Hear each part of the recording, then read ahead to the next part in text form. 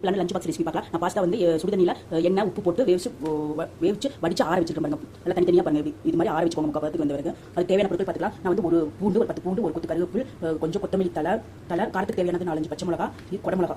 இது வந்து குடமிளகா பாஸ்தா லஞ்ச் பாக்ஸ் ரெசிபி. நீங்கள் குடமிளகாய் வந்து கட் பண்ணி அரைச்சி எடுத்துக்கோங்க. இதெல்லாம் முதல்ல இதெல்லாம் பூண்டு, கருவேப்பில், கொத்தமல்லி தலை, பச்சை மிளகா, காரத்துக்கு குடமிளகா இதை ஃபுல்லாக பேஸ்ட்டாக அரைச்சி எடுத்துக்கலாம். இது கூடவே அரைக்கும் போது அரை லெமன் புரிஞ்சு விட்டுக்கோங்க. அரைச்சி எடுத்தாச்சு. இப்போ நம்ம அரைச்சாச்சு. இப்போ தேவையான ஒரு வெங்காயத்தை பெரிய வெங்காயத்தை கட் பண்ணிக்கலாம். தேவையான அளவுக்கு பட்டர் போட்டுக்கோங்க. பட்டர் நல்லா ஊற்றி பட்டர் உருகுனே ஒரு வெங்காயத்தை போட்டுக்கோங்க. நல்லா பட்டர்லேயே நல்லா வெங்காயத்தை நல்லா ஊற்றி விட்டுக்கோங்க. வெங்காயம் நல்லா பட்டரில் பண்ணி குடமிளகா பேஸ்ட்டை போட்டுக்கோங்க. அரைச்ச பேஸ்ட்டை நல்லா பச்சை வாசனை போகிற வரைக்கும் நல்லா கலந்துக்கோங்க.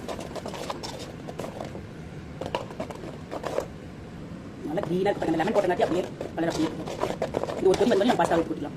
நல்லா பச்சை வாசனை பாருங்கள். நல்லா பச்சை வாசனை வச்சு இப்போ பாஸ்தாவை எடுத்து நம்ம கொட்டிக்கலாம். இப்படி பாருங்க. அழுங்காமல் கலந்துக்கோங்க.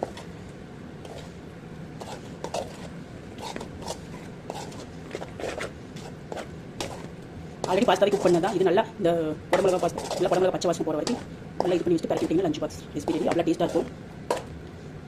பாஸ்தா பண்ணி ரெடி ஆயிடுச்சு. புளி பண்ணுங்க. Ready pasta ready.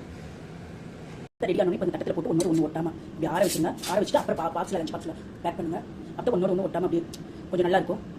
இது குடமிளகா பாஸ்தா அவ்வளோ டேஸ்ட்டாக நீங்கள் கண்டிப்பாக ட்ரை பண்ணி பாருங்கள். லஞ்ச் பாக்ஸ் பாருங்கள் பேக் பண்ணியாச்சு. எவ்வளோ சூப்பராக இருக்கும். டேஸ்ட்டியாக இருக்கும். கண்டிப்பாக ட்ரை பண்ணி பாருங்கள்.